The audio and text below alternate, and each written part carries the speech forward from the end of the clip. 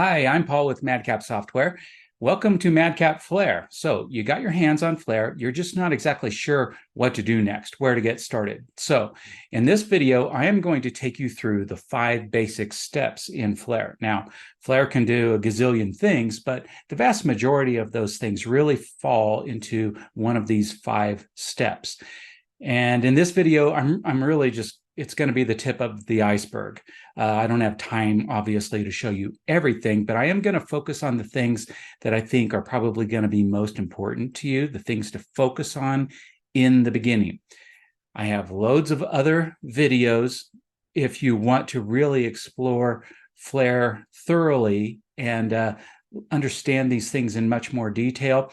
There's a playlist at the very end of this video. Also in the description, there is a link. But let's just go through these 5 basic steps. Step 1 is to create a new project. So on the start page, I'm just going to click New Project. And this wizard opens up. Give your project a name. I'm just going to name it my first project. We're just going to skip these other things in this video. Click Next. Now you want to pick a template.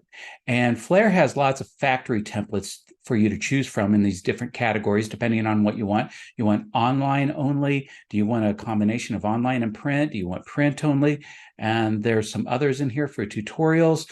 And as you click on these, you're going to see a little preview and a description of what each one gives you.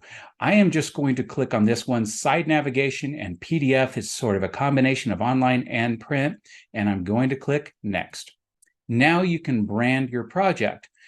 So chances are in your company, you've got some branded colors and you want to plug those in. So that's what I'm going to do here. I'm going to change these, the primary and secondary, to my company colors. And you can do this in different ways. You can click on this button and select color. If your graphic designer gives you a hex number, you can plug it in there, choose it in various ways. You could also get maybe your company's website up or something and click this little button right there and click the color that you want. I'm just going to paste a hex color right in here. And so my company's primary color is that orange. And my company's secondary color is a real light orange right in there. And you can see the preview changing as you make your selections. Now, you also get these kind of complementary colors here going from lightest to darkest. That's the intention, for them to just kind of move in those shades. So you can select any color you want, but you're going to have best results if you maintain this, having a gradual change of colors from light to dark. Now, you could do the opposite. You could change these and put in light colors in the dark fields and dark ones in the light fields and sort of change your theme from light to dark. But I would just make sure I test that in the output, that it's exactly what you want. I'm going to leave these colors in like this, but now I can come down to font family, and maybe my company has a main font that they use. So in this case, this is actually a font set in here. I've got 3 fonts. The idea of a font set is, hey, if the system doesn't have this font, then we'll use the second one. If it doesn't have that one, then we'll use the third one. But you could just choose one font, and that's what I'm going to do. I'm going to click here and select Roboto. And so the font changed on there. Logo image. I've got a couple of logo image fields in here. One is for the online output, and I'm going to select this. And I've got a bunch of images up here. And let's say that I'm writing about my project's about San Diego. So I've got this online logo that my graphic designer gave me, and that is a PNG file, and you can see it changed up here. The logo didn't change here because we have a second field for print. And the reason for that is it's best practice to use a vector image, an SVG or something like that, because it's going to have more clarity in the output. You can select the same image, like I selected a PNG here. You can select the same thing for this, but if you want to select an SVG, a separate one, you can. And I have one right here for San Diego, and my logo changes there. Then the hero image is really this big kind of decorative image here on the home page, and then here in the PDF. And I'm going to click this and select something else. I'm going to select this right here, and you can see that changes. All right, got my branding done. Click Next. Now, targets. Your primary target, you don't need to worry too much about this. HTML5 is the one I'm going to select for 99% of people. This is the output format that people want to use for online output. And so I am going to click Finish, and my project loads. Now I can always go and change that branding. If you look over here, I've got this thing called the Content Explorer. It has a bunch of content files. And if I expand resources, you see this branding thing. And if I double click that, you're going to see it's got my settings in there, and I can go back and change them anytime I want. Now, there's also, with these factory templates, these PDFs, it says template instruction. You might want to open that, follow it to change some things. And then when you're done, you can just delete this PDF, and I'll just go ahead and do that. Now, the templates that I showed you, those are just the factory templates that are built into Flare. But I want to show you something else. If you go through this wizard, there's this little link down here. Click that. And that opens up this page on MadCap's website. And you can go through here and browse a bunch of other templates. Some of them are just really fancy in here. Find something that you really like, maybe something that you prefer over the factory templates, like Balboa. You could download that, and then you could open that project up, that template. You'll just close out of this wizard here, but you open that up and it will have a branding CSS file. You open that up and put in your branding. Now, a lot of people have legacy files like Word documents or HTML files, and you want to import those. All right, so you could select File, New Project, and create a new project by importing, but I probably would do what we just did because you get to set up all your branding stuff. And then afterwards, I might come in here to Project and select Import, and then choose one of these options and just follow the wizard to import your files. And that's step one, creating a new project. Step two, add content and features to your project. And this is where most of the work is going to be. This is what you're going to be doing most of the time. So over on the left, again, we already saw the Content Explorer. That's one of the main window panes. And this is going to hold your content files. And the main content files are topics. And so Flare is this topic-based authoring system where you're working in smaller units. It's much better than having one file that has, all your content and all the design and everything in it. This is going to give you a lot more flexibility, and it's much better for reusing or single sourcing content. That's where Flare's real strength is, in single sourcing. So you got topic files, and then under resources, we already saw the branding style sheet. Well, you have other things like images and style sheets and the things that you see here. Adding a new file is really easy. Maybe the best way to do that is to just right-click on the folder where you want to insert something. So I'm going to select New and Topic. And let's say I want to add Feature 4, because I already have Features 1, 2, and 3 in here. I'll add Feature 4, click Add. There's my new topic. And you can see that my heading, my main heading, H1, is that orange from my branding that I selected earlier. Now, this area where you're working is called the XML editor, and it is sort of like working in Word, but it's more powerful. Now I'm just going to add a couple of easy paragraphs here. All right, so I got a couple of paragraphs, and I'm going to press Enter, and I'm going to add a list. So to add a list, go to here to the Home ribbon, and I'm going to click this down arrow, and I'm going to select Bullet List, and just type my content.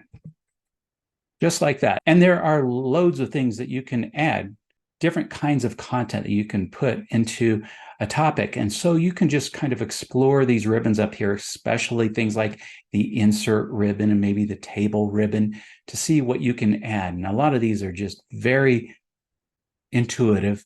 There's also these options here in the toolbar for things that are really common to add to a project. One of the most unique things about Flare is when you're in the XML editor, you get these structure bars that you can use, and they just mirror the content that's in here because we're dealing with XHTML content. And so these are HTML tags behind the scenes, and you can see they line up. There's H1, there's P for a paragraph, P for a paragraph, and then these tags relate to this list over here. And you can turn these on and off if you want, but they're really helpful. You can do things like click and drag and move things around, and even right click and do different things. I'm going to move this back down here. I'm going to save this real quick. And I'm going to create something that is very, very useful and illustrates the content reuse or the single sourcing in Flare. And that is a snippet. So a snippet is just a formatted chunk of content. It could be really short, or it could be, very long. It can include all kinds of content in it, and it's saved in a separate file that you can reuse. So I'm going to select this second paragraph and these 3 items, and I could come here to the home ribbon like that and select create snippet. And I'll call this custom snippet, right like that. And you can see it's going to try to save it in resources snippets. If you look over here, can't quite see it, but I don't have a snippets folder in there yet, but it's going to create it on the fly for me. And so it's right there. That's where my new file is.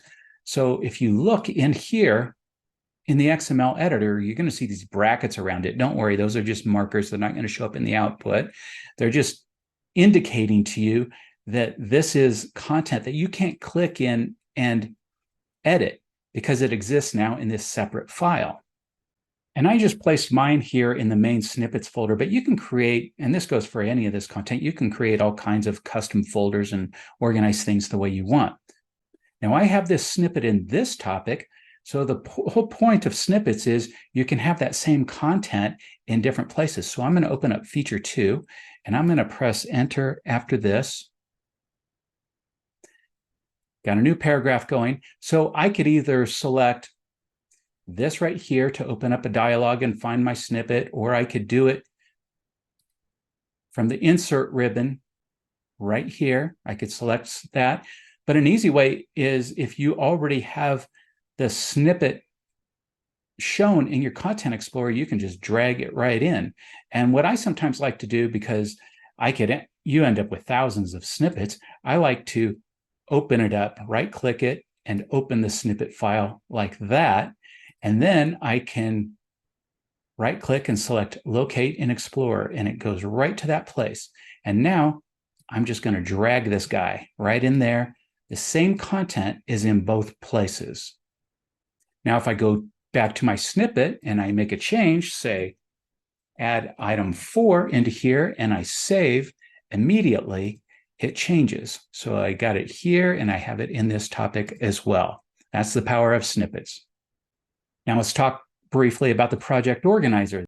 And these are other files that you're going to use to do different things to bring your whole project together. And when you generate the output, it's going to combine your content files and all these project files into one cohesive output.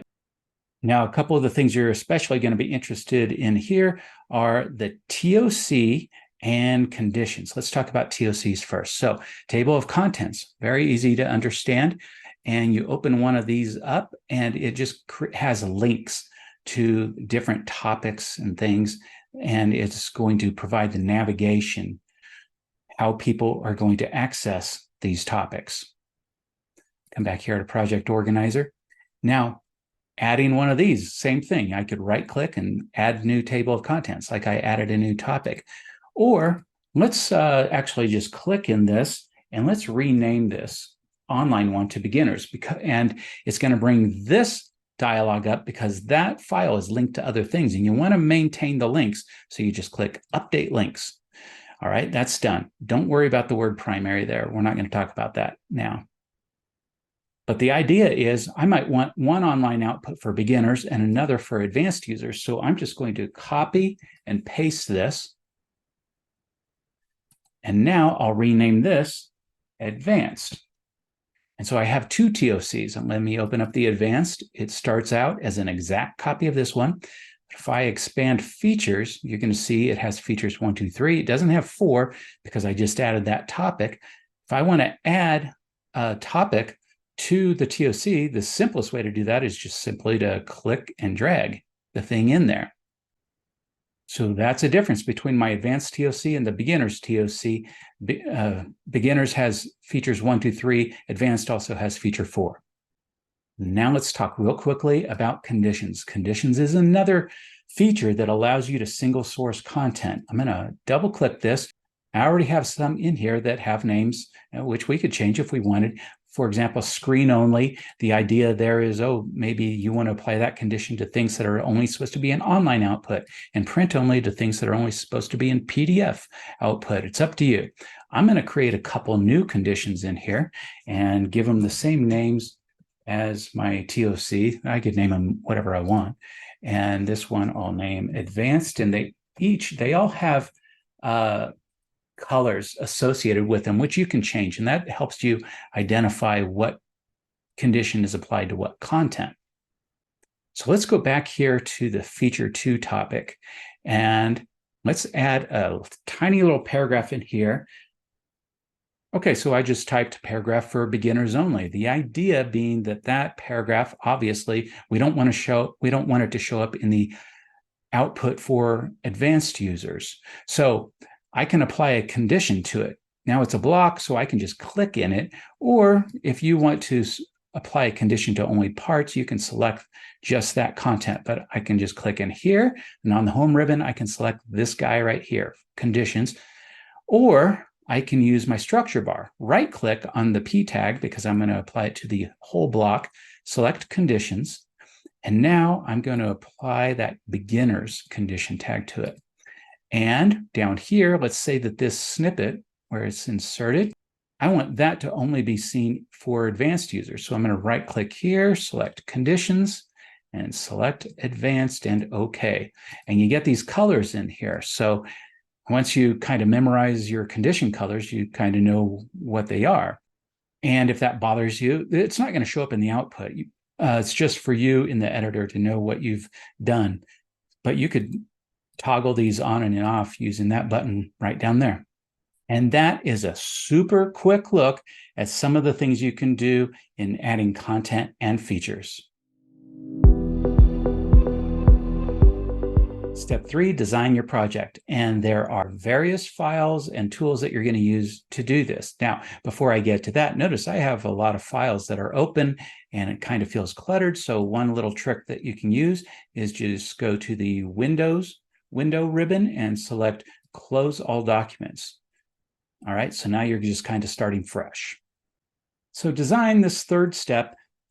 Keep in mind that you don't necessarily always have to follow in these steps. There is some back and forth. For example, I might do some design and then go back to adding content and so on and so forth. But for the most part, these steps just kind of fall in this order.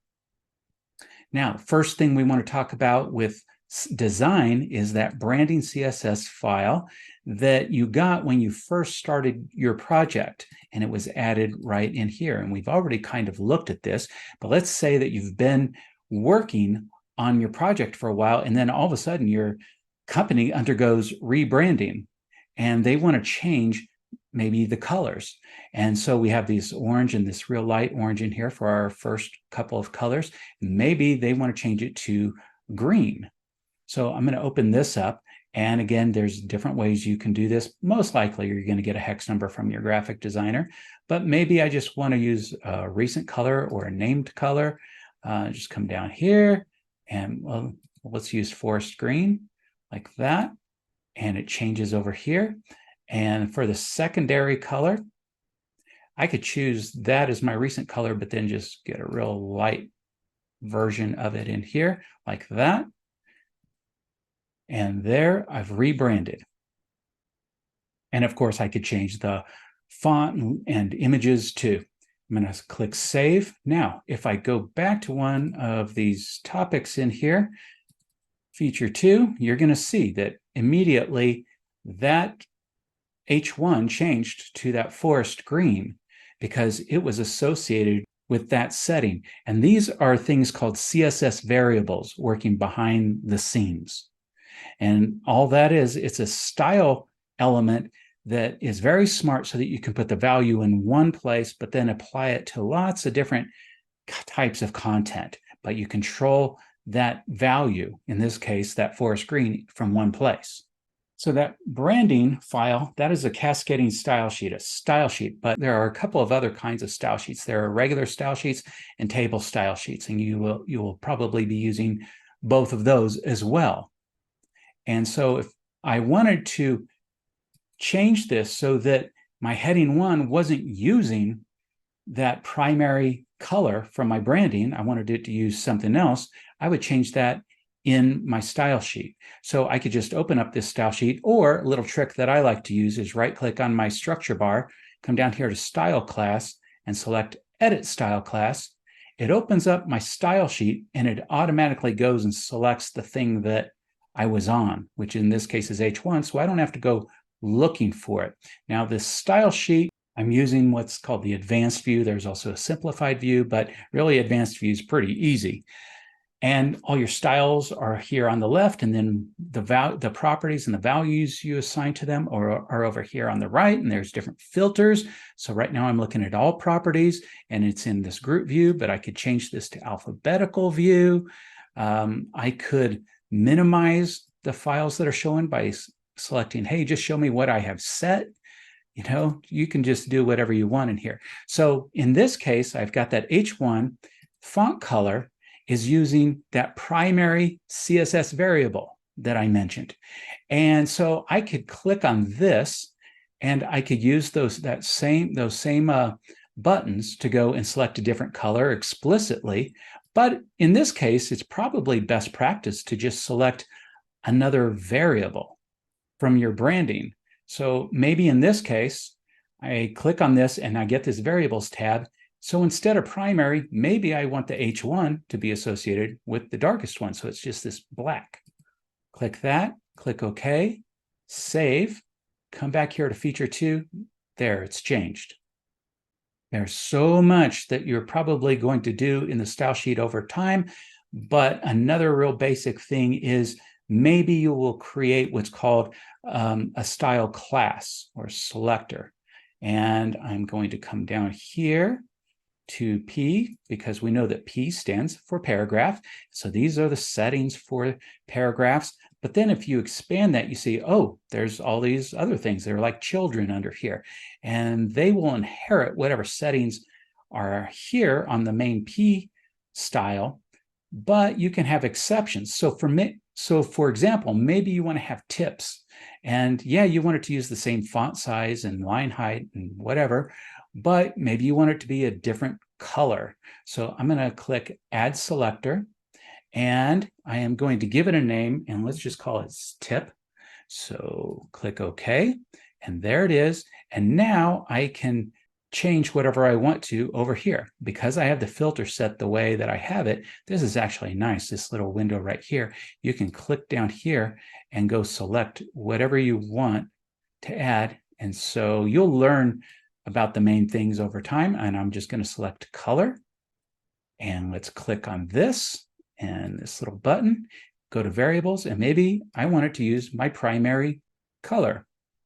Click that, let's save. All right, so I've created this new style class. Let's go back to feature 2. And let's click after this paragraph, and let's add some tip text. So right now, it just has the same formatting as the P tag, because that's what it's using. And you know it's using that. You go to the home ribbon and you see this styles drop down. That's what it's using.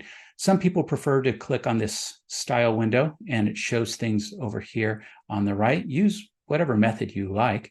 And then you just go look for that thing that you created. And it was called P-tip. P.tip. And as soon as I select it, all right, it's taking on that primary color. And that's a real simple example of formatting, but you get the point. So style sheet is really, really important.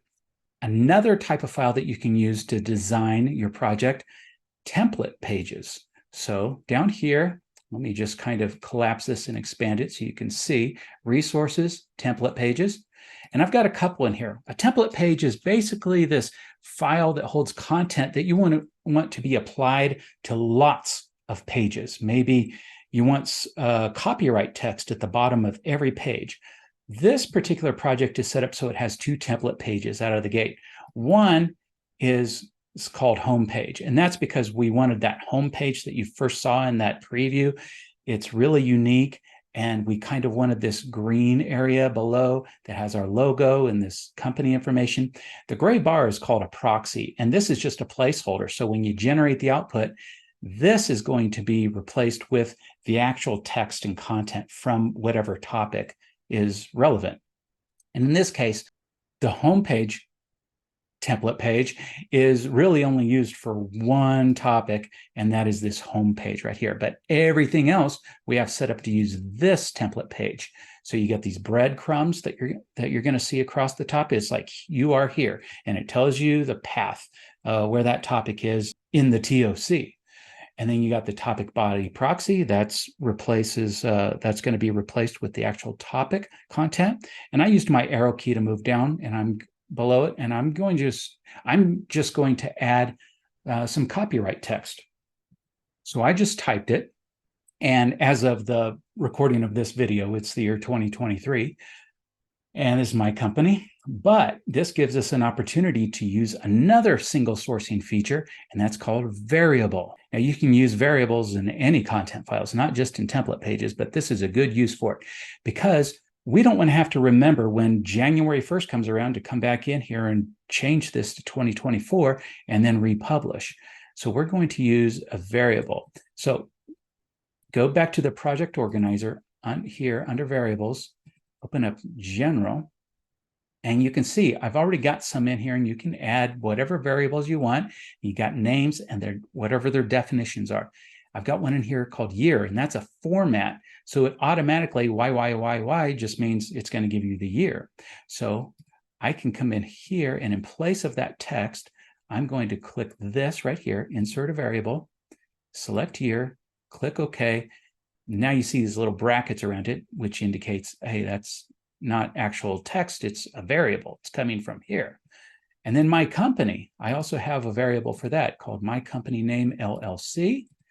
And I can change that. So click this and select company name, and it changes there. So if I have the variable inserted in many places throughout the project, and maybe the company undergoes a change and the company name changes, and so you go back to your variable and you change this. And so we'll just call this Pool Company LLC. Click off, save, come back here. There it is, changed. Now, the 2023, that's going to change automatically if I generate my output again, whatever year it is, it's just going to take it. And so I don't have to remember to go back in. Another file that you might use for design is page layouts. And these are when you are creating print-based output. And so let me just open up one of them, and you can see in here, I'll close this guy. This lets you create the structure for pages, the page size and the margins and things like that. And this one only has, this page layout only has one page on it. The front matter might look familiar because you saw in that preview, the title page. The front matter for the PDF had this heading area above it, and then we changed that light green, and there is our hero image, and we've got the secondary page. So I'm not going to go into this, but I just do want to point out that's what these files are for. And then finally, I want to look at skins. That's another area where you will be doing formatting. And so the skin is used for online output. This is the skin editor, and you have this styles section in here. So it's sort of like, your style sheet. You are providing the values for different elements of your skin. So the skin is this wrapper around your online output. So for example, we have this header at the top, and we've got our logo, and you might have a search field in there somewhere, and this area off on the side that has links to your TOC topics. And we can come up here to setup, and there's other options in here. So right now, this is a side navigation layout, and it says left. I could change it to top, like that. You see the navigation would be run across the top then. I'm going to change it back to left the way we had it. Come back to styles. So it's not like you're going to be spending tons of time in your skin because mostly you're going to get things set up initially the way that you want. And hopefully with the branding settings, it's a lot of that's going to be done for you. But you might come in here from time to time and need to tweak something. So for example, this area over here where we have the navigation, maybe we want that to be our secondary branding color instead of this kind of dark gray. A real nice trick, instead of going in here and trying to locate what this thing is, I like to use this highlight tool. So I click that and then I just kind of click in the preview and it goes right to that area. So I'm going to click on that and I move that up because the item is right here, but the actual properties and settings are down here below. So maybe I want to change the background color. Right now it's using this CSS variable, dark, from our branding, and I can change it. Again, I can choose whatever I want, but here I want to change it to that secondary color, that light green. So I'm going to choose that, click OK, and just like that, it is changed. So that is a real brief look at designing your project. Step 4, develop your targets. So coming over here to the project organizer, you got this targets folder, and a target file is probably the most important file in the project organizer because this is the thing that's going to allow you to generate the output that you get to people, because you can do all the work you want creating content and getting everything set up, but if you don't generate the content, the output, what good is it?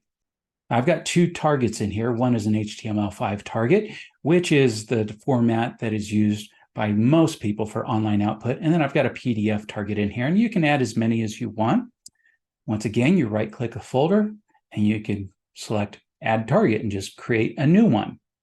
How many targets do you need? That depends on how many kinds of unique output you want to create. Each time you have one, you need to have a target. So for example, I just have a couple of online targets, and then I've got dozens of PDF targets.